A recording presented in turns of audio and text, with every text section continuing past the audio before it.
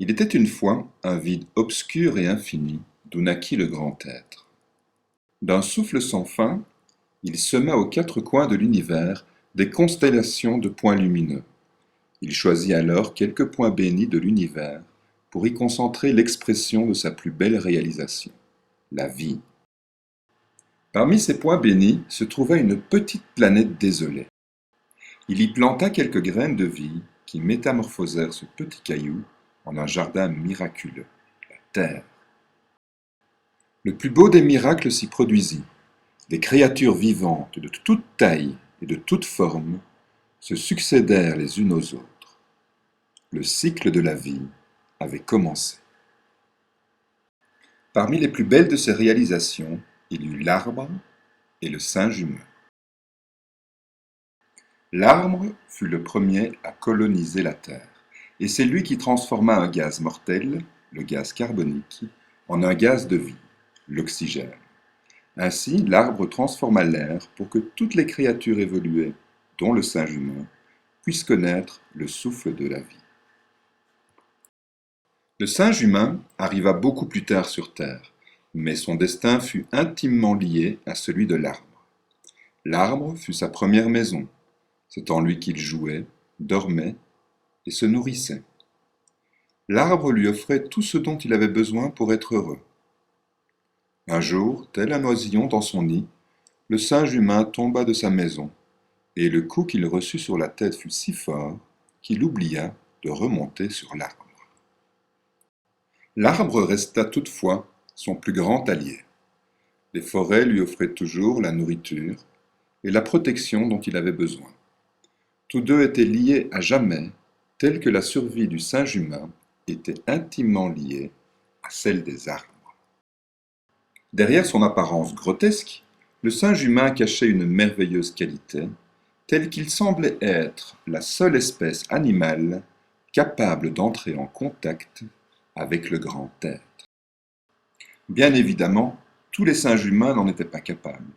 La très grande majorité d'entre eux demeuraient davantage singes qu'humains et préféraient passer leur vie à s'amuser ou s'inquiéter, cherchant vainement la satisfaction de leurs petits besoins. Toutefois, quelques-uns, quelques très rares, plus humains que singes, sensibles et contemplatifs, étaient parvenus à s'unir au grand souffle pour découvrir l'éminente réalité qui se dissimulait derrière le monde des apparences. On les appela les singes humains éveillés, libérés du monde des apparences, en harmonie avec le grand souffle. Ils connaissaient les grands enseignements et étaient destinés à libérer les autres singes humains de l'illusion et de la bêtise. Quels sont ces grands enseignements?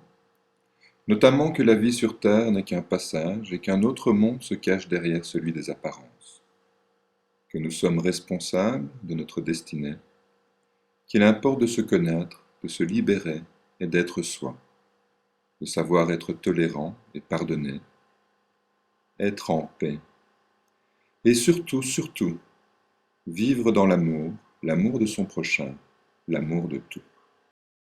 Depuis les tout débuts de l'humanité, l'arbre semble avoir toujours été le symbole essentiel de la réalité cachée, de la destinée des singes humains. Il était la représentation suprême de la grande réalité. Pour donner juste quelques exemples, la civilisation maya voyait l'arbre de vie cosmique se dresser au centre du cosmos. Il était le canal qu'empruntaient les âmes, il dressait son tronc dans le monde terrestre et lançait ses branches vers le royaume des cieux. Pour les Vikings, l'arbre du cosmos, appelé Yggdrasil, soutenait également le monde.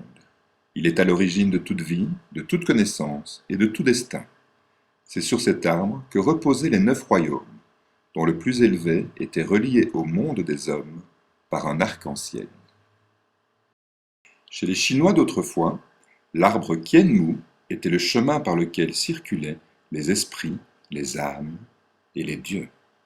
Pour les musulmans, l'arbre de la vie porte le nom d'arbre Hakikat. Nourri de la terre et de l'eau, il dépasse le 7e ciel et représente l'état de béatitude auquel le mystique accède lorsqu'il dépasse la réalité des apparences. C'est en dépassant la réalité des apparences qu'un homme peut rejoindre la réalité suprême, l'union originelle où l'être coïncide avec le tout. Selon le brahmanisme, une religion indienne vieille de plus de 3000 ans, l'arbre de la vie est l'Aishata, qui représente l'univers, l'énergie absolue. L'univers prend donc la forme d'un arbre renversé dont les racines partent du ciel, alors que les branches et les feuilles recouvrent la terre, dont elles aspirent la force de vie. Cet arbre éternel est le Brahman, ce qu'on nomme le non-mort. L'arbre des mondes est également le symbole le plus important de la Kabbale. La Kabbale, cette méthode occulte utilisée par les Juifs pour interpréter l'Ancien Testament. Cet arbre est dénommé l'ami de l'homme, il symbolise la vie. Il est l'expansion manifestée du cosmos tout entier à partir de l'unité originelle. L'arbre vient ainsi systématiquement comme le symbole de la vie et de l'immortalité. Bouddha, par exemple, s'isola sous un figuier sacré pour méditer. Il s'était promis de ne pas quitter cette place tant qu'il n'aurait pas atteint la vérité. Ses propres démons de la mort et des passions l'assaillèrent pour le sortir de sa méditation. Malgré toute la violence de ceux-ci, il resta plongé dans sa méditation, convaincu que ces démons ne sont qu'illusions. Après de nombreux jours de méditation, il atteint l'éveil, et les démons ne furent plus jamais capables d'exercer un quelconque effet sur son âme. L'illumination l'éclaira sur l'origine des souffrances humaines et les méthodes permettant de s'en libérer. Au moment de l'illumination, des rayons de lumière sont sortis de son corps pour atteindre les confins de l'espace. Une lecture attentive de la Bible indique également que l'acteur le plus important de cette histoire est certainement l'arbre de vie. En effet, Dieu ne planta pas uniquement l'arbre de la connaissance du bien et du mal dans le jardin d'Éden, celui dont Adam et Ève récoltèrent le fruit défendu, suite à quoi l'homme fut expulsé du paradis. Dieu planta également un autre arbre, l'arbre de vie, au milieu du jardin. Cet arbre n'est abordé que dans la Genèse et l'Apocalypse, comme s'il était la grande porte d'entrée à la vie éternelle. Pour les théologiens, il ne fait aucun doute que Jésus crucifié sur la croix et ressuscité n'est autre que l'arbre de vie. Par ailleurs, l'arbre de Noël est le symbole de la vie, le symbole de l'enfant Jésus. Et aujourd'hui, 2000 ans après Jésus-Christ, 3500 ans après Bouddha, qu'en est-il? Le singe humain a-t-il pris soin de son jardin? Jusqu'il y a peu, l'humanité jouissait d'une diversité culturelle extraordinaire, des systèmes de croyances différents, des rapports aux animaux, à la nature, différents, des rapports aux autres, différents, des rapports à soi, différents, une diversité culturelle extraordinaire qui faisait l'une des plus grandes richesses de l'humanité. Depuis la fin de la Seconde Guerre mondiale, un mode de pensée s'est imposé au détriment des autres, la culture occidentale de type capitaliste. La majeure partie des intellectuels, philosophes et experts en sciences sociales s'accordent à penser que l'homme moderne a perdu tout contact avec lui-même, avec autrui et avec la nature, car la société de type capitaliste ne répond pas aux besoins naturels de l'homme.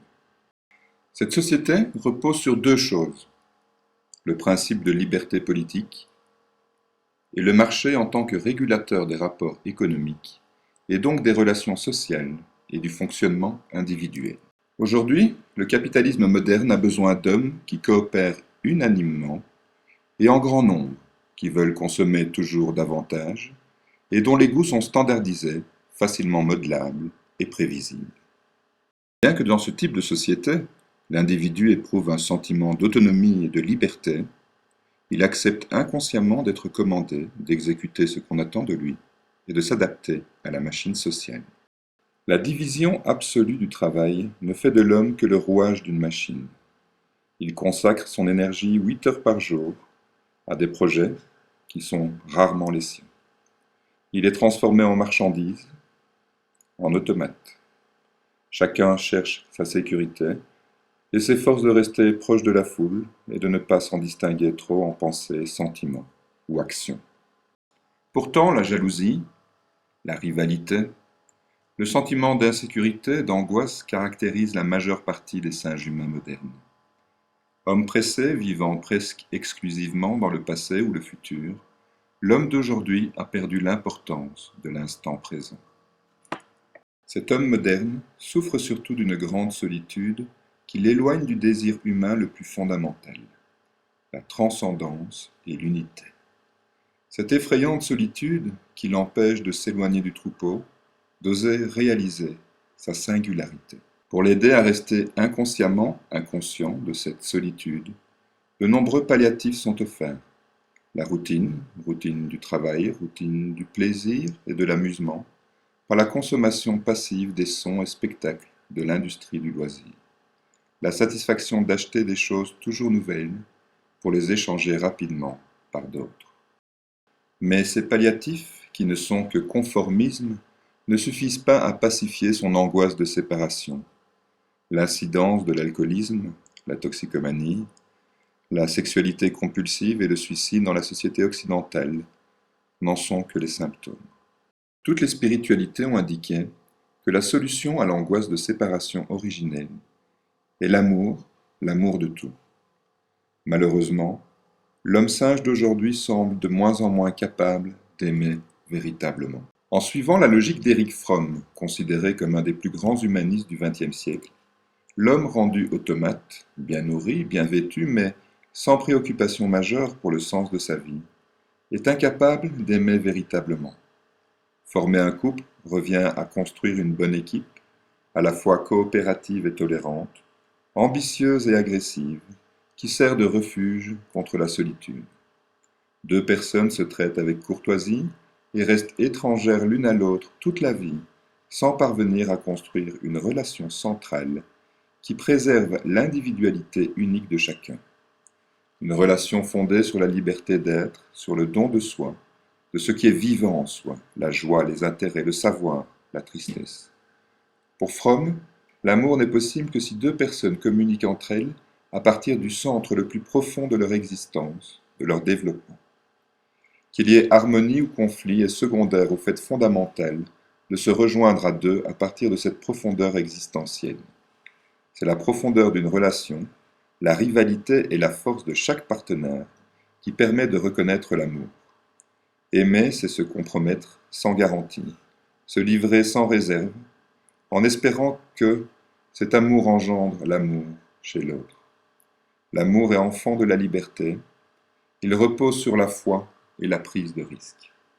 Dans une société où la vie quotidienne est séparée de toute valeur spirituelle et n'est vouée qu'à la recherche du confort matériel et du succès sur le marché de la personnalité, l'amour vrai ne peut s'épanouir. Selon cette société, la liberté et l'argent permettent aux individus d'être heureux. Pourtant, les études scientifiques qui ont étudié ce postulat indiquent qu'il n'en est rien. La liberté ne va pas de pair avec sécurité. Dans une société qui prône la sécurité comme condition principale de la vie, l'individu s'isole dans un système de défense fondé sur la distance et la possession, et dont il devient le prisonnier. L'argent. Toutes les études indiquent que dès lors qu'un niveau de revenu correct est atteint, à peine plus de 1 000 € par mois et par personne en Europe, le sentiment de bien-être ne dépend plus de l'argent. Aux États-Unis, le niveau de bonheur mesuré par des échelles psychométriques validées n'a pas évolué au cours des dernières décennies, alors que le revenu moyen par habitant n'a pas cessé de croître. En moyenne, les jeunes de parents riches sont plus touchés par des problèmes comme la toxicomanie, l'anxiété et la dépression, plus particulièrement quand les relations aux parents sont vides de sens et qu'une pression élevée à la réussite est imposée.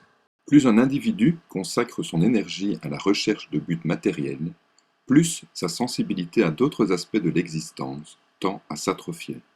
Amitié, art, beauté de la nature, quête philosophique et spirituelle.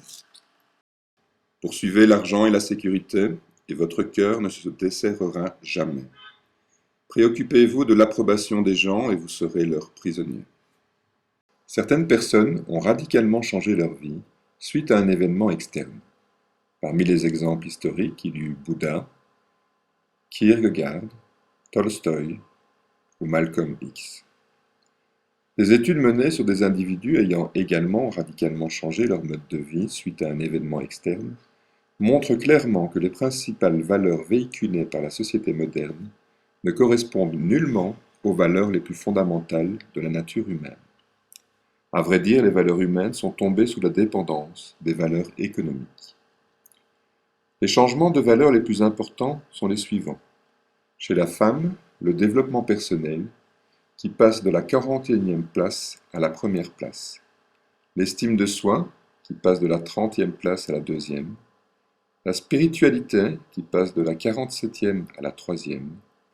Et la carrière, qui inversement passe de la 3e à la 34e. Chez les hommes, les principaux changements sont les suivants. La spiritualité, qui passe de la 31e à la première place. La paix personnelle, qui passe de la 43e à la 2e place. Et finalement, la richesse, qui était à la première place, passe à la toute dernière place. Certaines valeurs sont devenues plus importantes chez les deux sexes. L'amour, le bonheur, la créativité, le développement personnel, la générosité, l'honnêteté, l'humilité, l'intimité, le pardon.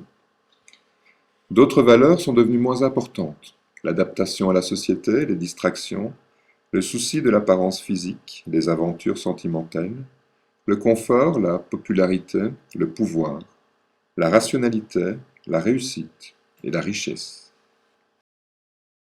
Leurs relations ont également changé. Ils souhaitent des amitiés moins nombreuses mais plus intimes et ne supportent plus les relations superficielles. Les études réalisées chez des personnes ayant vécu une expérience de mort imminente indiquent que ces personnes qui changent également radicalement suite à cette expérience adoptent les mêmes changements de valeur et modifient totalement leur façon d'être au monde, aux autres et à eux-mêmes. Pour rappel, l'expérience de mort imminente est une expérience vécue à la suite d'une mort clinique ou d'un coma avancé, et au cours de laquelle ces personnes vivent généralement la même expérience. La personne quitte son corps et s'élève, elle revoit sa propre existence à toute vitesse, dans tous les détails, en ressentant les émotions, autant les siennes que celles des autres. Elle juge également sa propre vie, elle traverse un tunnel et s'avance vers une lumière. Elle pénètre cette lumière, rencontre des entités spirituelles, souvent des proches déjà décédés, vit une sorte d'orgasme, se sent en symbiose avec l'univers, la beauté, l'amour total et la connaissance la plus fondamentale, les traverse. Ils ne parviennent pas à décrire verbalement ce qu'ils ont vécu, mais sont convaincus que tout était bien réel. Une fois revenus de la mort, certaines de ces personnes changent profondément et durablement. Ils remettent en cause leurs priorités, leurs valeurs et leur mode de vie. Ils apprécient davantage les petites choses de la vie. Un sourire, un regard, un chant d'oiseau. Ils deviennent plus respectueux de la vie, plus tolérants et plus attentifs à leurs besoins. Ils sont également convaincus que la mort n'est qu'une transition. Malheureusement, tous les singes humains ne vivent pas un événement traumatisant ou une expérience de mort imminente. Et la grande majorité des singes humains redeviennent de plus en plus singes et de moins en moins humains. A-t-il au moins pris soin de la nature, de son jardin extérieur, lui qui, à l'origine, était heureux dans une nature riche et prospère? Avec la science, la quête de la connaissance a remplacé la quête du divin.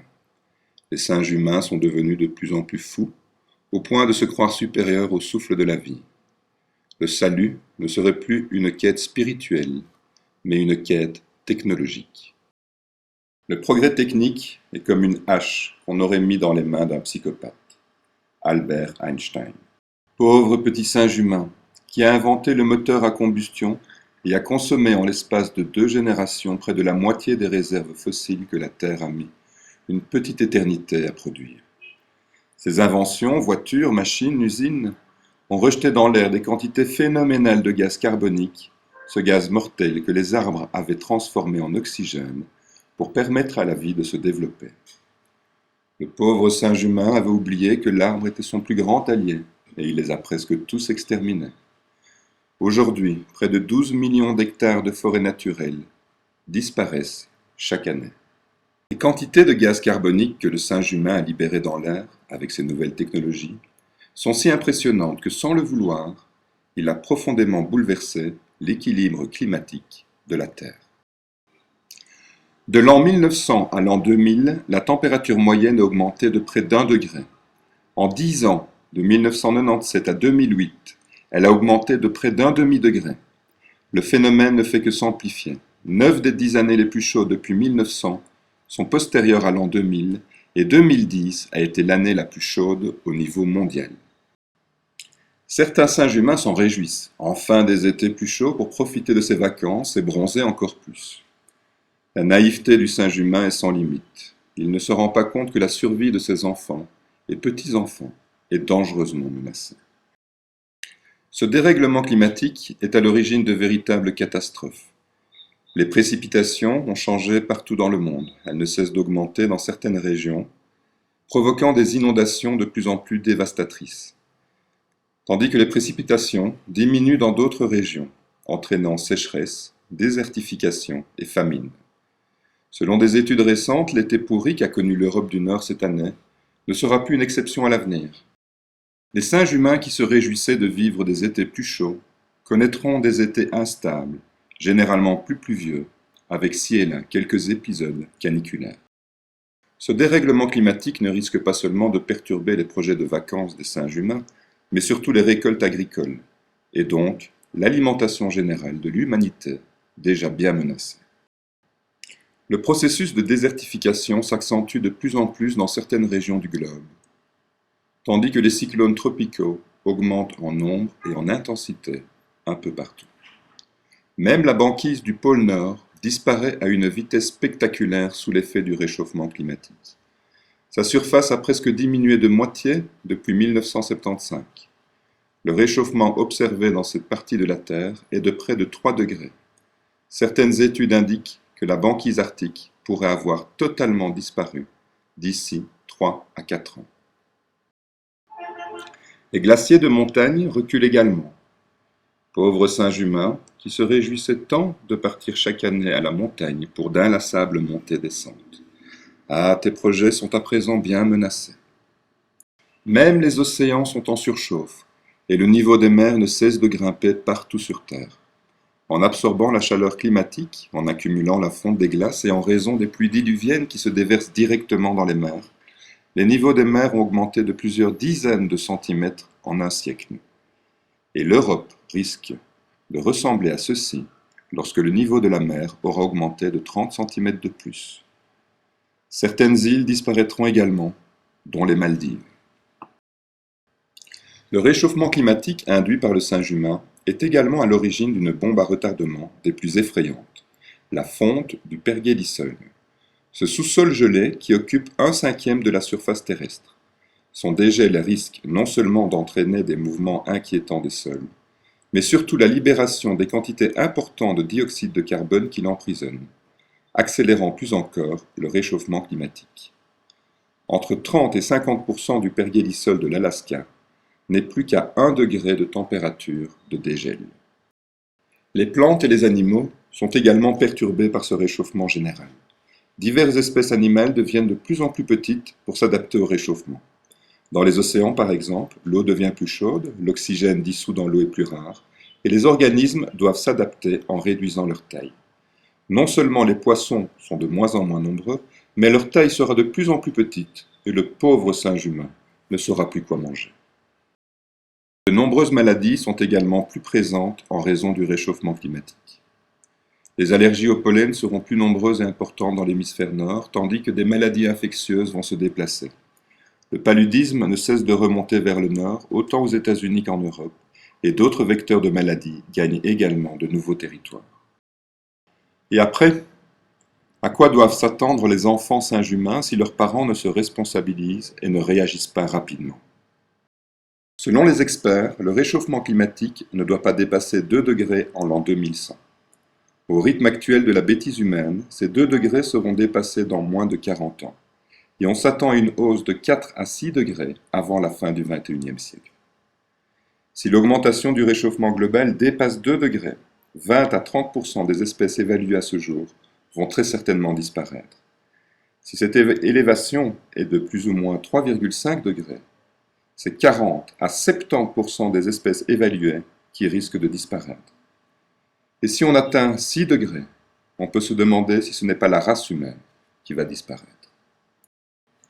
Certains écosystèmes qui jouent des rôles essentiels pour le maintien de la biodiversité et pour limiter le réchauffement climatique seront particulièrement touchés par ce réchauffement et ses conséquences. Les récifs coralliens, dont le blanchissement a été observé pour la première fois en 1979 et qui n'a pas cessé de se développer. Si le réchauffement continue au rythme actuel, la très grande majorité des récifs coralliens auront disparu de la Terre avant 2020. Les autres systèmes importants mais fragiles sont les mangroves, les forêts boréales et les forêts tropicales. Ah, pauvre singe humain qui se croyait supérieur à tout grâce au génie de sa science et de ses technologies. Non seulement ses inventions ont perturbé le climat de la Terre, mais de plus son activité incontrôlée est à l'origine d'une pollution sans égale. La pollution de l'air est responsable de diverses maladies respiratoires, cardiovasculaires et autres. D'autres types de pollution s'intègrent à la chaîne alimentaire, tels que presque tous les aliments qu'ils consomment sont pollués. Fruits aux pesticides, poissons au mercure, le nouveau régime du singe humain n'a plus rien de naturellement bon. Et que dire de la pollution chimique et radioactive, responsable de nombreux cancers et maladies congénitales. Même la pollution sonore provoque des pertes auditives, de l'hypertension, des troubles anxieux et du sommeil, tandis que la pollution lumineuse nous empêche d'apprécier un des plus beaux spectacles qui soit, le mystère de l'univers. De plus, l'humanité affronte une crise alimentaire, au niveau mondial, de plus en plus sévère. Les conséquences du réchauffement climatique aggravent cette crise alimentaire, dont les enfants sont souvent les premiers à souffrir. Pauvre singe humain, contraint de se réfugier dans ses dépendances technologiques pour oublier une bien triste réalité. Son jardin se meurt et toute la beauté que la vie a mis des millions d'années à élaborer disparaît. La vie sur Terre a connu 5 extinctions de masse. La Terre vit actuellement sa 6e extinction de masse.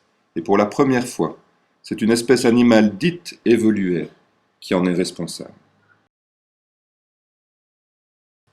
On estime qu'une espèce, pas un individu mais une espèce, animale ou végétale, disparaît toutes les 20 minutes. C'est évidemment la détérioration et la destruction des écosystèmes par le singe humain qui est principalement responsable de cette extinction de masse. La perte des écosystèmes, c'est la perte de la biodiversité. Et la perte de la biodiversité, c'est la perte de la vie. À chaque fois qu'une espèce disparaît, ce sont les espèces qui dépendent de celle-ci qui sont menacées à leur tour. Ainsi, par exemple, la disparition d'une seule espèce végétale peut entraîner à elle seule l'extinction de 30 espèces animales. Plus la liste des espèces menacées et en disparition s'allonge, plus le singe humain s'approche à son tour de la disparition. Depuis plus de 10 ans, les abeilles disparaissent en grand nombre. Cet insecte pollinisateur essentiel au cycle de la vie et dont de nombreuses espèces végétales et animales dépendent. Cet animal risque peut-être de disparaître. Les scientifiques estiment que la perte des services rendus par les écosystèmes aura pour conséquence une perte de la production alimentaire mondiale jusqu'à 25% d'ici 2050, laquelle entraînera encore plus de famines et de tensions dans le monde. En plus de tous ces problèmes, l'humanité est également exposée aux problèmes énergétiques de plus en plus croissants. La production, mais surtout la consommation et le prix du pétrole ne cessent d'augmenter malgré les conséquences désastreuses sur l'environnement. Plus de la moitié des réserves mondiales de pétrole se sont envolées en fumée en quelques décennies. Ce problème énergétique mondial est une des sources principales de tensions et de guerres dans le monde. Alors, ami singe humain, qu'as-tu fait de toi et de ton jardin?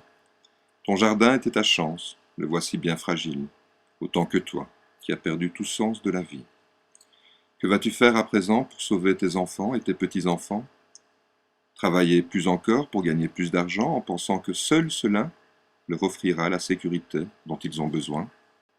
La folie est de toujours se comporter de la même manière et de s'attendre à un résultat différent. N'est-il pas temps de se remettre totalement en question, quitte à quitter son modèle de société, aussi difficile cela puisse-t-il paraître? Tu as peur, tout ce qui t'éloigne de tes petites habitudes, de ton sentiment de sécurité, te fait peur. L'inconnu te fait peur, la mort te fait peur. Mais si tu avais un minimum de sagesse, ne saurais-tu pas que la mort t'attend de toute manière? que la vie et l'instant présent sont ce qu'il y a de plus important. Ne dis-tu pas que ce que tu fais, tu le fais pour tes enfants? Bien belle excuse pour ne pas changer. Réveille-toi, sois courageux, sois toi. Là où je suis né, il est coutume de planter un arbre à la naissance d'un enfant. Si chaque être humain consacrait une partie de son temps à replanter un peu plus d'arbres, nos enfants de demain en porteront le sourire.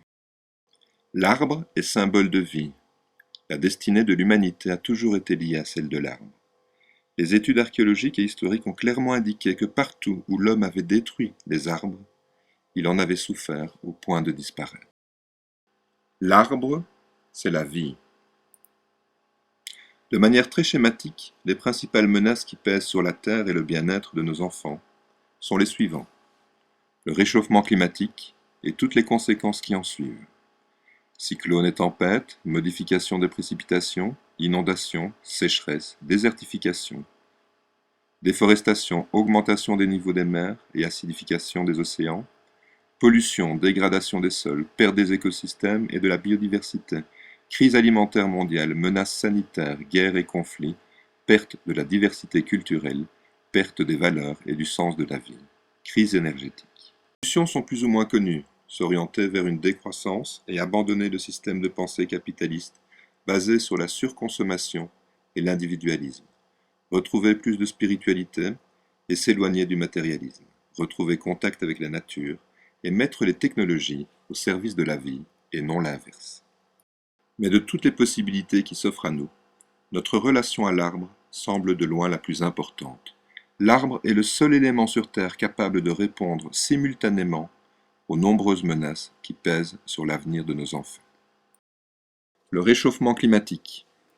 Avec les planctons des océans, l'arbre est la solution la plus efficace pour piéger le CO2 atmosphérique et réduire le réchauffement global.